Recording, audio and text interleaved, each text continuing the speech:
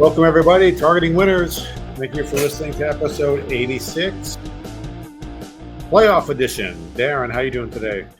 Good, man. How's it going? Going good. Going good. A lot better than if you were a road team yesterday. Yeah. An overmatched road team at that. It was. Yeah. This is pretty much exactly the way I figured it would go. I mean, especially when you go back to even the conference championship week and they gave all those group of 5 teams to home. You know, the team with the better record, the home team, all the home teams won except Louisiana. So, yeah, I mean, I get where people are saying, well, they definitely should do the seeding a little bit different, and I get that. But I mean, what sport, do you ever see the lower seeds be even remotely competitive against some of these higher seeds? So, like you said, the results don't surprise me.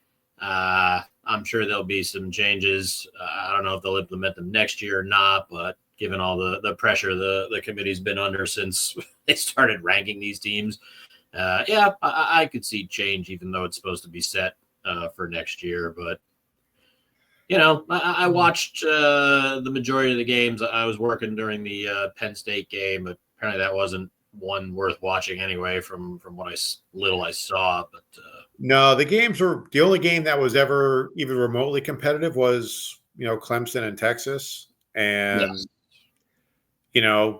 Dabo gonna Dabo. I mean, they had a chance to get it within one score, 8 minutes left in the game, and they set up in some wing T formation or something. And dude, I will go to my grave never understanding on how 4th and 1, when every defense in organized football is going to sell out for the run, why people run from the shotgun on 4th and 1. I will never. Dabo. As soon as it did it, I just looked at the TV and I was like, Dabo Swinney, ladies and gentlemen. Yeah, it's not just Dabo, though. It is everybody. I don't get it. Put a couple play. I mean, Jesus, haven't we seen by watching the Eagles enough that the tush push is actually a successful 4th and 1 play more often than not? At least 90% of the time, I'm sure. I mean, Florida had it right. They put in that 440-pound defensive lineman for fullback. I mean, okay, Billy Napier might be one of my favorite coaches now. I mean, he knows how to get a yard on 4th and 1, but for whatever reason, the rest of these coaches just, we're going to run our offense. No, all right, whatever. I mean, and then we got all the Twitter people are like, oh, Alabama and Ole Miss should have been in. No, they shouldn't have. Lane Kiffin needs to stop tweeting. Somebody posted to him, if your team played as good as your tweet game, maybe you'd have gotten in. But you know what? You lost to Kentucky. Alabama lost to a sorry-ass Oklahoma team. I don't want to hear it. SEC people are kind of entitled, and they didn't deserve it. I don't think South Carolina deserved it. Yeah, Mississippi didn't deserve it. The right teams, I think, got in. But, I mean, can we just agree that, like, Penn State is a good team? Notre Dame is a good team. I mean, it's like, what did they expect these teams to do at the home field of these other teams? I'm going to take it one step further. I mean, they're right. Indiana shouldn't have been in. SMU shouldn't have been in. Also, Ole Miss should not have been in. Alabama should not have been in. There's too many teams. 8 teams. That's fair.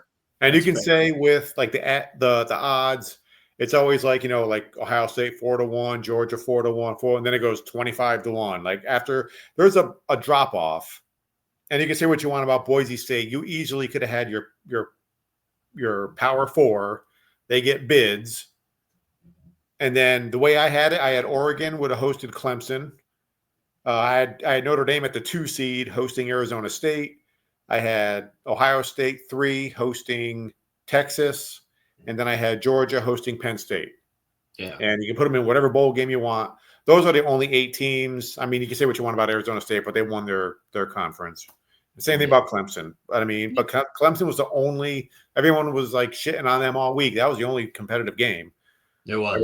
It was – I mean, still, was it 14 points? And yeah, but I mean, they were down pretty right there now, and they were only 7 points down. And like you said, that 3rd and 1 and 4th and 1 from the 1, just some questionable play calling, but the results weren't surprising. That's Dabo Eberflus right there. That's coaching 101 from Dabo. And again, if you saw the early lines that came out for the 4 games coming up, New Year's Eve and New Year's Day. Complete disrespect to Arizona State and Boise, both double-digit underdogs right out of the gate, and probably rightfully so. Let's take a look. Oh, the updated bracket. Here 1 through 8, all still alive. What a surprise. And you can see the updated bracket if you're watching us on YouTube. Like and subscribe to our channel. Well played. Hopefully, yeah. The people who can see this, they are better than you because they can see this and you can't. So subscribe, please. Let's go. Get with it, people. Updated bracket, Texas, Arizona State. You said you had the lines up?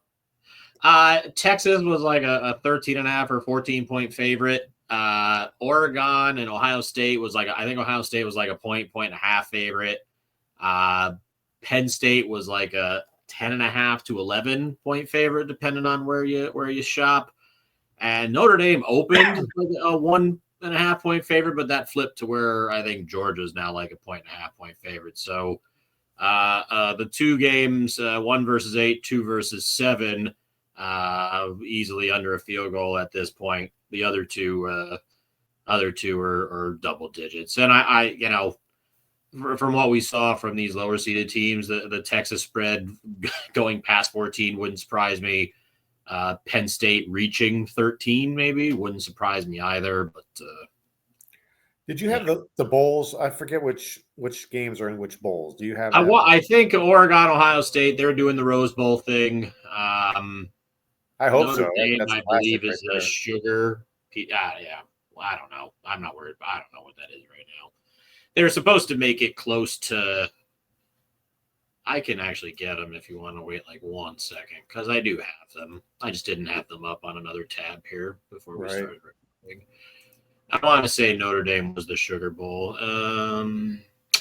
Yeah. So the Fiesta Bowl, which is New Year's Eve, that's your Penn State, Boise State. Oh, wow. Okay. The only 3 games New Year's Day. The Peach Bowl is Texas, Arizona State at 1 o'clock Eastern. Rose Bowl, Ohio State, Oregon at 5 o'clock. And the Sugar Bowl, Notre Dame, Georgia at 8:45 is your. Yeah, I guess with Boise being the 3. But I mean, Texas, Arizona State, that's perfect for the Fiesta Bowl, like right there. Yeah.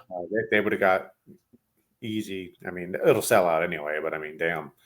That would have been good for both fan bases right there. But then you can't put Boise State in as the 3 seed going to Atlanta or wherever the hell they're going to go. So, exactly.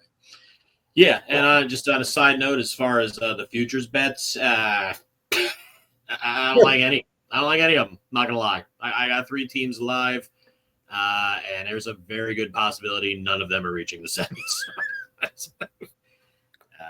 We're gonna hope at least one. Notre Dame. I like Notre Dame.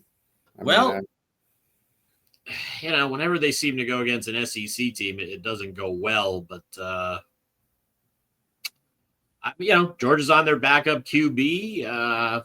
Notre Dame looked good, man. I mean, that final wasn't anywhere near as close as I think Indiana got like their 2 touchdowns with like 2 minutes to go. Right. But yeah, I mean, they look good. I mean, all the teams that won, looked pretty good. Texas pass defense worried me a tad. That probably won't matter against Arizona State. Ohio State looked surprisingly good. I remember texting you after like 21-0, like, who are these guys in the red? Because that is not the team I saw last time they took the field. Yep. And maybe there's a shot because you got all these teams that had the bye week.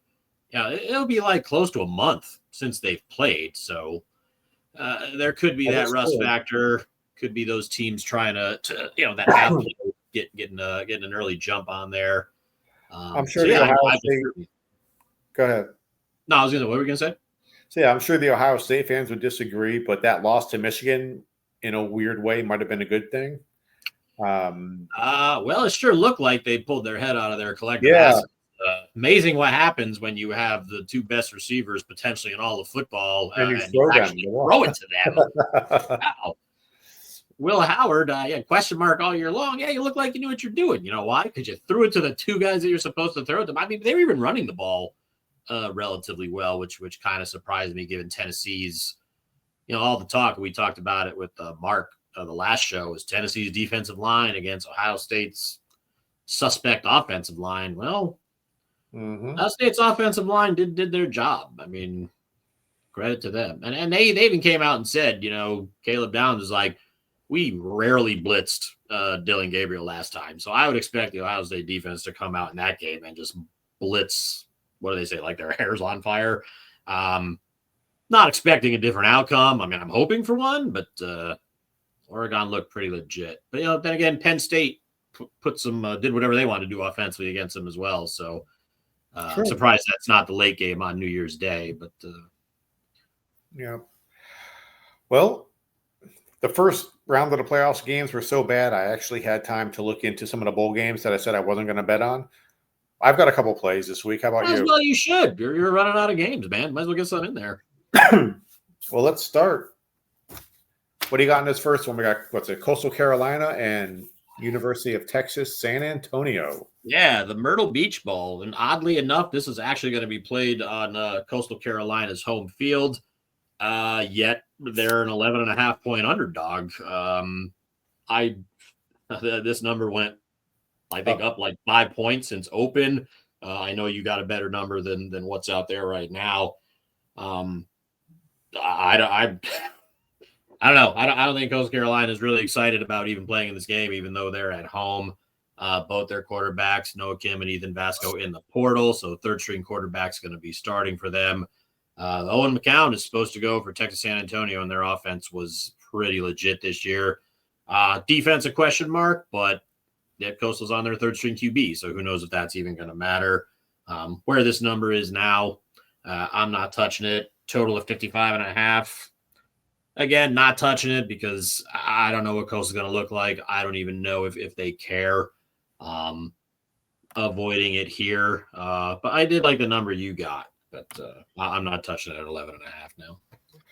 Yeah, I actually did get a good number. I did bet this. I feel a lot better. I knew the starter was in the portal. I did not know the backup was that well. So now I feel even better. I did get -10. And so I played that, even though the Roadrunners are perfect at home and not so much on the road. And this is technically a road game, even though they are technically the home team, I think, for this one, even though the game's on Coastal's home. It's on their home field, but yeah, but they're like the road team. Yeah, I read that too. I don't understand that, but all right, disguise it whatever you want. And also, I bet I got 56.5 for the under.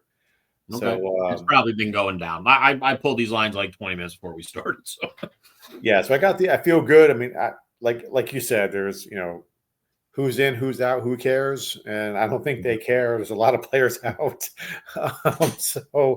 I'm just betting on San Antonio getting off the snide here on the road, technically, or whatever you want to call it, and getting their first technical road game of the year, and they'll finish 1-6 away from the friendly confines of San Antonio.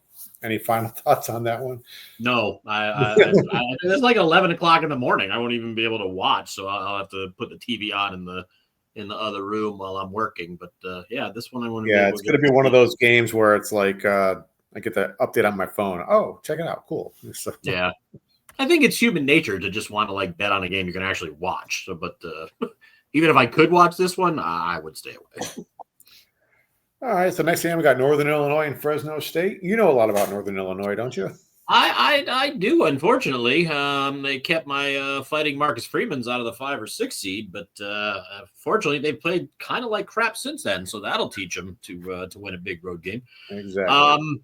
Yeah, I mean, I thought a little bit of Fresno State as well. I had bet on Northern Illinois to win the MAC. I thought after they beat Notre Dame, that was a pretty decent play.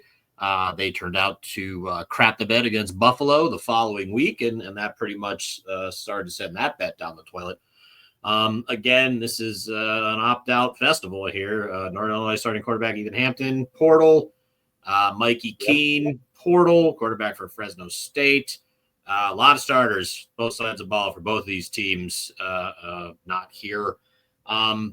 I lean Northern Illinois. The spread was 2.5 for a while. Now they're favored by 3.5. I don't really know why all of a sudden that line went up a point. I would lean Northern Illinois here. But this total of 40, this could be one of the uglier bowl games of the season. So, we talk about motivation. Hammock, the coach for Northern Illinois, always seems to like in a big spot, get his team up. Regular season games outside of Notre Dame, notwithstanding. Tim Skipper's been the interim all season for Fresno State. They didn't seem to play too inspired under him throughout the course. I remember they were the second odds-on choice to win the Mountain West, just behind Boise when the season started. So I don't know if they have any desire to send him out with a win. They already hired somebody else, Matt Ertz, I believe, to be their head coach next year. So slightly Northern Illinois, probably a game that I can watch, but may not. I'll pick it in the Capital One Bowl Mania pool just because I have to, but not interested here. Not interested either. Like I said, I only looked at a couple games, and once I got my 3 picks, and I kind of just stopped and watched the rest of the bloodbaths on TV. So we'll just move on to the next one. Oh, USF, San Jose State. Your thoughts, sir? I stay away. There's a article out there that I read this morning that South Florida QB Byron Brown may try and play. It's much different offense with him back there. They're getting 3 points at DraftKings, a total of 63. I thought was kind of high, and that leads me to believe that there's a chance he does play. Especially considering San Jose State, Nick Nash. I guess if you had a Triple Crown winner in college football, he would be the guy. San Jose State wide receiver. He's going. Is he going pro? Yeah, he's made his name. Put his name in the NFL draft. So I don't know where all these points odds makers are expecting here, but South Florida's defense is ass. Not gonna lie. If Byron Brown does play, I guess you could hit this total, but. Again, San Jose State wasn't incredibly, I mean, they need Nick Nash to even have an offense. So I may lean under here if I was doing anything, but not officially knowing the status of Brown for South Florida. I'm passing here. All right, I actually played my last play for the week on this one. God, it's a bit risky, but I did take San Jose late at 3.5. Penalties again. With all the players leaving, you're not sure. The turnover battle favors USF a little bit. But I'm just going – there's at least 4 time zones are leaving. We always had the 2 time zone factor with the win-loss records. This is at least 4, if not 5. I don't know how many time zones from California to Hawaii. You have to maybe get Neil deGrasse Tyson on the phone. He'll straighten us out there. But and also – the motivation might be they might be at a luau or something all week. This could be a vacation for USF. So I'm just taking the lazy factor, and notwithstanding all the players out, I'm taking San Jose. I'm going to lay to 3.5 for this one. A couple things I'll just comment on what you said there. It's not a regular season game. Whenever South Florida's last game was end of November, it had been a month since they take the field. I don't know when they went out there, but I don't expect the time difference to be too much of an issue with them. I mean, I'm sure classes ended, a week to 10 days ago. They're probably out there already. I'm sure they'll have plenty of time to get acclimated to the time change.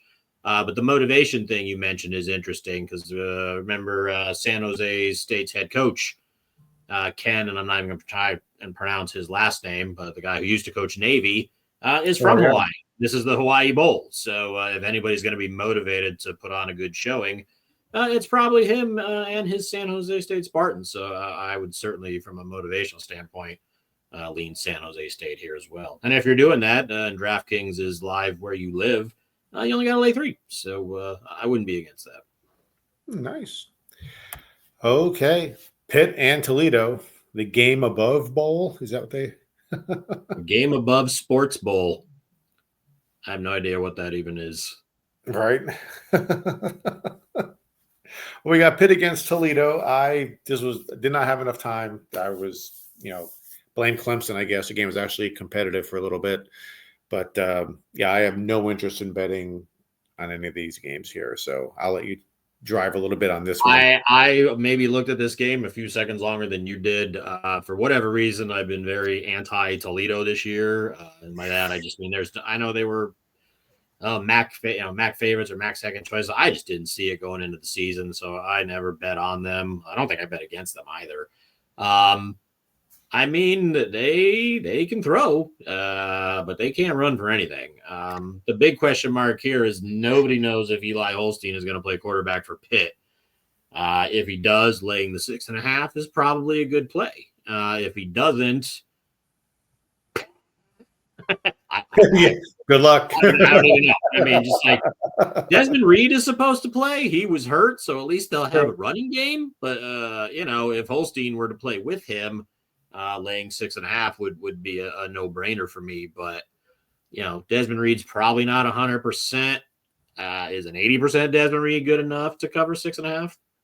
Probably, if Holstein plays and Toledo doesn't have to load up on the run. But Toledo is good at stopping the run, so that's why Holstein is kind of like the X factor here. Until I know his status, I would avoid this. My guess would be it goes to -7. He's playing. If it drops to 6 or 5.5, somebody knows he's not playing. So maybe keep an eye on the line, bet accordingly. But at this point, without knowing Holstein's status, there's no way I can bet this game. All right, moving on. Ooh, Rutgers and Kansas State. This is an interesting one. This one I almost wanted to look at and just to see, what it was like. It was on paper, it looks interesting anyway. But again, bowls, transfers, it's always fun to root against Rutgers. So I don't know what thoughts you got on this one? Yeah, this is actually my only bet for this week here. I did lay the 6.5 with Kansas State. I know their running back Giddens has declared for the draft. That obviously hurts. But Avery Johnson is still supposed to play. And it's always good to back a Pop-Tarts Bowl most valuable player, which is what I'm doing here. As we all remember, K-State won the inaugural Pop-Tarts Bowl last year. Yes. Rutgers, they have trouble passing the ball, even with that Greek gunslinger Kalimanakis, or however you pronounce his name. Sorry if you're listening, but I'm sure you're not. Former Minnesota Great. Yeah, and we don't even know if Kyle Monangai is playing or not. And if he doesn't play, Rutgers shouldn't be able to pass a run. Yeah. Avery Johnson's playing. So this is simple. Kansas State's got the best player on the field. And if Rutgers is one-dimensional, that's usually a bad thing. If they don't have their star running back, that's a problem as well. Now, I hope that little controller there headed over to the Rutgers side is not you like that? That's awesome. Shadowing of things to come. I probably should have told you who I was taking before that. And the other thing, Rutgers defensive coordinator has left to become the head coach of Massachusetts. So they don't even have a defensive coordinator right now. And against Avery Johnson, that's probably not the best way to that's a bold strategy, Cotton. I don't know if that pays off here. I probably won't. Well, let's hope not. So in the rate bowl, my one play for the week, I am laying 6.5 with K-State here. I'm starting to feel like our coaching changes episode coming up next year is going to be about 3 hours long. We are, you know what? I've been going back and forth with Mark. I was like, there were 30 changes. We could pass that. He's like, I don't know if we're going to get there. We're at 27, and we're only like a third of the way through bowl season. So I'm sure there's going to be a firing, a resigning, a scandal, and maybe something else. So I still think we're going to hit 30. Have we had a scandal yet this year?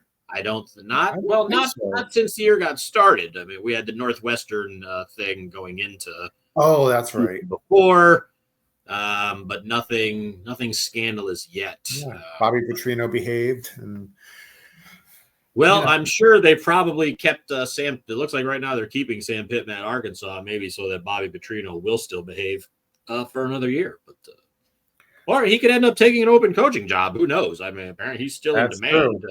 He's a good coach. Southwest scandal next year. Yeah, if you keep him off motorcycles and hookers, I mean, he's pretty good at whatever job he takes. But we all have our vices. This is true. All right, the last one is just the Ventures something Capital Bowl. The 68 Ventures Bowl. The 68 Ventures Bowl. The Bowling Green Jet Sweeps. Who are they playing? Arkansas State? Arkansas State, the Red Oh. Wolves. Arkansas State getting 8 points with a total of 53. This game for me was kind of like your Pitt and Toledo. Harold Fannin, who, by the way, should have been the tight end of the year. No offense to Ty Warren from Penn State, but Fannin dominated him in most statistical categories. It looks like he's a go. That is huge for Bowling Green if they want to cover this 8. But obviously, this game is not until the day after Christmas, so keep an eye on whether he actually does intend to play or not. But I mean, I don't think either of us have ever been a fan of Bowling Green.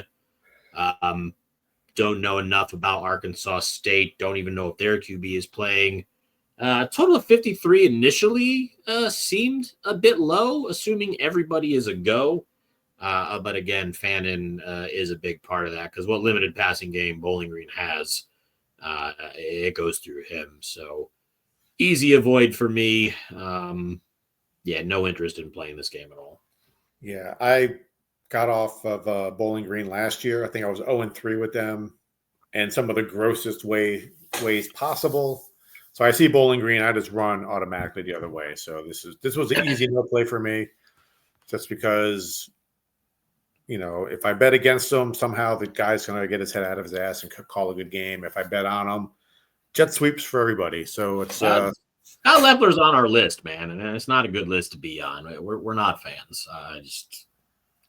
But honestly, didn't bet anything for or against Arkansas State. For some reason, I thought they were like a dark horse to represent. They're in the Sun Belt West, maybe. I can't remember what side of the Sun Belt they're on, but yes, I want to say West. So. But no, yeah. But they were that when I remember doing the Sun Belt notes, they were kind of like I want to say like plus 1,400 or plus 1,600. I was like, that kind of interests me, but then. Yeah, I just never paid too much attention to him after that. But know enough about Bowling Green, like you said. Most games they're in, avoid. Exactly. Well, let's wrap this up. Let's go over our picks for the week. We'll review last week. Not bad, bud. What's that? Hold on, let me do math. It's like 6-1 for 6-1 us altogether. What the hell? Yeah, you had quite the week, man. Your plus 175 money line with Sam Houston. Your 2-unit play. What you got? Penn State was your 2-unit play. Yes, and oddly enough, it was a 4-unit play technically because I somehow placed it twice. Yeah, so well, you only got 2 units of credit. I know I got 2 units of credit, but I looked at it. I played it twice. Just enjoy the extra money, but yeah, sorry, I'm not putting that in your stats. One of those happy accidents. You gotta love it. Yeah, no, I did it with a Dodger game. I remember texting you. Wow, I bet like over or something, and then I hit it again, and then somebody hit like a 3-run homer in the 8th to break the over, and I was like, oh, thank you, Dodgers team total. I was like, yeah, thank you. Max Muncy, I think, hit a 3-run homer in the 8th. I was like, oh, thank goodness, because that would have been a bad move by me. Right. Yeah, a nice, successful, and it's weird because, like, as much as we struggled during the regular season, I was thinking, like, wow, this is going to suck because bowl week, bowl season is usually harder because there's just more to keep up on. But knock on wood here, so far, so good. Well, it feels good. I mean, find the game you like. I mean, we're not here to, bet every game. Like I said, usually championship week was the only week I just went crazy because it was the last week of total football or no. Yeah. People leaving or anything, so I said, "Screw it, I'm going to bet all 9." But yeah, it's it feels good. Yeah, I mean, looking at the right column, what is that? That's 9-2 for bowl season. I mean, yeah, we're winning some pools if we had one that we could play in. I mean, we got yeah. By the way, I'm in one, but I'm ineligible because, of course, I am. Yeah, but I mean, yeah, we're not going to get into that until a later show because we're just not. All right. Well, I'm going to go ahead. I'm going to relive last week's glory. I was 4-0, up 5.39 units. And this week I have the beloved San Antonio Roadrunners -10 over Coastal Carolina. And I also have the under in that game, under 56.5. And I took San Jose State -3.5 over South Florida. Want to do Pete's or you want me to keep going? No, I'll read Pete's. So Pete still has his one postseason future alive with Notre Dame to win it all, plus 2,200. I believe he got that at FanDuel. He is going with the South Florida San Jose State under 62.5. Pittsburgh Toledo, he's going with the under of 51. And with Coastal Carolina, Texas San Antonio, he is also on the under. It looks like he got a little later than you because he got down to 55.5. Well, for one more round, my futures are there. Yeah, all three of those are probably going to be gone the morning of January 2nd, but whatever. Notre Dame, Ohio State, Boise State to win the whole thing. All currently still with a pulse. The only bowl game for me for this group of games that we went over, K-State laying 6.5 over Rutgers. And because I am a full-blown degenerate, I have already started my futures betting for next year, playing the only market available for 2025. North Carolina, over 7.5 wins, plus 102. Yeah, I don't know. I suck at life. I don't know what to tell you. All right, well, let's wrap it up there before Darren needs more therapy. Thank you, everyone, for listening. Again, find us on Spotify and Apple Podcasts. Please like and subscribe, share with your friends, and please have a Merry Christmas, and we will see you after the holidays. Happy holidays to everybody. Yes, thank you all for listening.